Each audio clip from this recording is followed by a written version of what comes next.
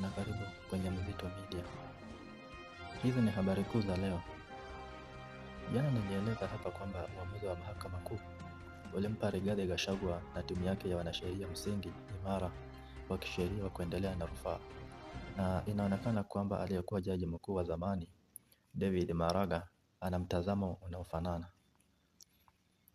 Maraga amesema kuwa mara tu mahakama ilipobaini kwamba haki ya Gachagua ya kusikilizwa kwa haki ilikiukwa wakati wa mchakato wa Seneti, basi hatua iliyofuata kisheria ilipaswa kuwa kubatilisha mchakato huo wa kumng'atua madarakani. Kwa mujibu wa Maraga, matokeo ya uamuzi huo yanaweza kuipa timu ya wanasheria ya Rigathi Gachagua msingi dhabiti wa kumpinga hukumu hiyo katika mahakama za juu zaidi kupitia rufaa.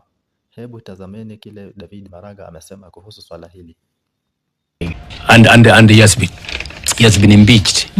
In my view, after that finding, the inevitable conclusion should have been to annul that impeachment.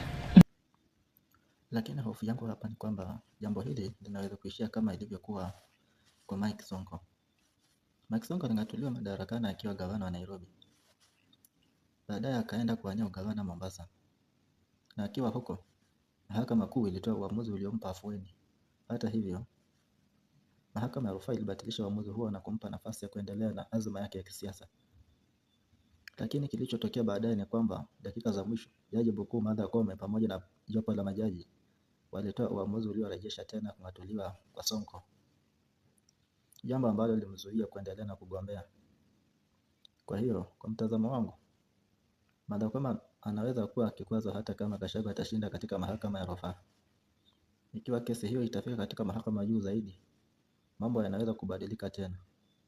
Nina wasiwasi mkubwa sana kuhusu hali hii, hasa ninaposikia jaji mkuu akitoa maoni hadharani kuhusu masuala kama haya badala ya kusubiri kesi ifikishwe mahakamani ili iamuliwe kwa mujibu wa sheria.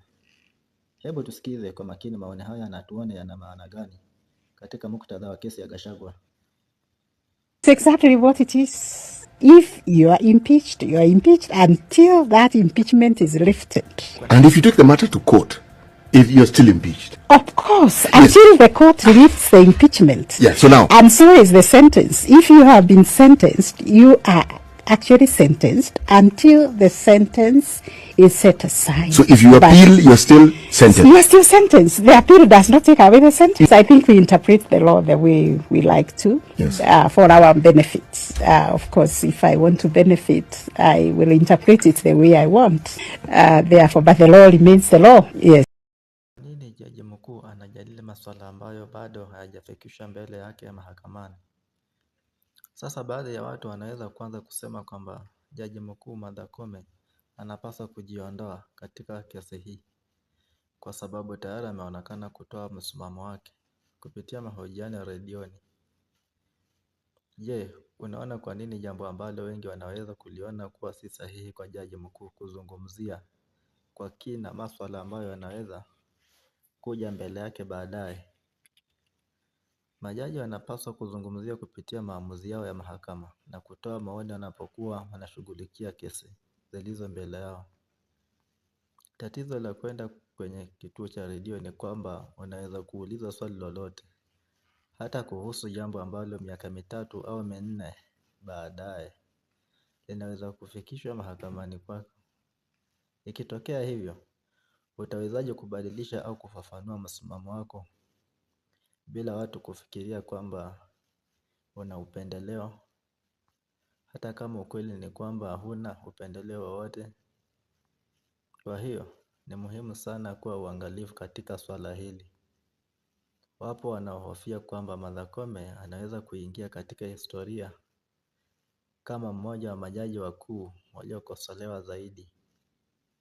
Lakini pia ana nafasi ya kurekebisha taswira hiyo ikiwa atashughulikia kesi yoyote itakayofika mbele yake kwa uadilifu, usawa na kwa kufuata sheria pekee.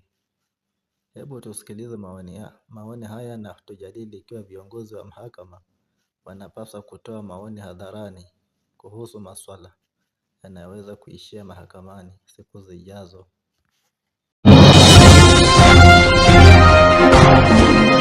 Ikiwa unapenda siasa na unapenda kufuatilia yanayoendelea nchini, basi Hii ndiyo channel unayopaswa kuisubscribe leo hii.